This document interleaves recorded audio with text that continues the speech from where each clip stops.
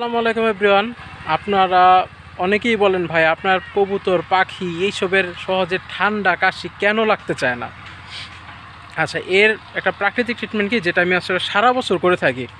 যেমন ধরেন অন্তত 7 দিন বা 10 দিনে অন্তত একবার আমি আমার পাখিকে তুলসী পাতা, এই যে তুলসী পাতা দেখতেছেন, এই যে এখানে আমার দেখেন পুরো জঙ্গল বানায় ফেলছি। এটা আমাদের কবরস্থানের একটা সাইড। এখানে এই যে মুঠা মুঠা তুলসী পাতা, মুঠা মুঠা প্রচুর তুলসী পাতা।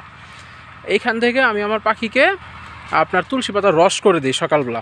একটু 1 চামচ রস ওদের বাটিতে দিয়ে দেই। 7 দিন 10 দিন একবার করে আমি এটা সবসময় দিই, সারা বছর, ঠান্ডা লাগুক চাই না লাগুক। এটা ওদের প্রাকৃতিক, খেলে কোনো ক্ষতি নাই, তবে খেলে উপকার অনেক। এবং দেশি মুরগিকে কী করি জানেন, এগুলো আটি ধরে তুলি, শাকের আটির মতো, এরকম মনে করেন আটি, সেম এরকম আটি ধরি। এই দেখছেন, এটা তুলসী পাতা, আটিতে এরকম মুঠা ধরে তুলে আমি 7 দিন 1 দিন হইলেও ওদের খেতে দিয়ে দিই। তাতে কি ওদের শরীরে একটা ইমিউনিটি সিস্টেম ভালো পরিমাণ তৈরি হয়। তুলসী পাতা গাছের অনেক উপকার। 7 দিনে না হোক 10 দিনে অন্তত একবার হলো আপনার পাখি মুরগি ইত্যাদিকে দিবেন, প্রচুর উপকার। মুরগিকে কোনো রস করে খেতে দেওয়ার দরকার নেই, সুজা দিয়ে দিবেন, বাস ওরাই খাবে। এটা আপনি আপনাদের শখের খরগোশকেও খাওয়াতে পারেন, প্রচুর উপকার। তবে আমি খরগোশ এখনও ট্রাই করি নাই, তবে একজনকে আইডিয়া দিছিলাম, উনি খাওয়াইছেন, আল্লাহর রহমতে উনি ভালো রেজাল্ট পেয়েছেন।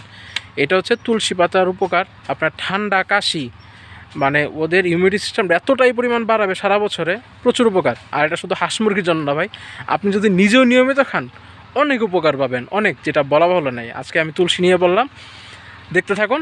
আরও এরকম ভেষজ অনেক গাছের উপকার পেয়ে যাবেন। সামনে শীত আসতেছে, বা শীত ছাড়াও সারা বছরের প্রস্তুতির মতো এটা নিতে রাখতে পারেন। ধন্যবাদ সবাইকে, আসসালামু আলাইকুম।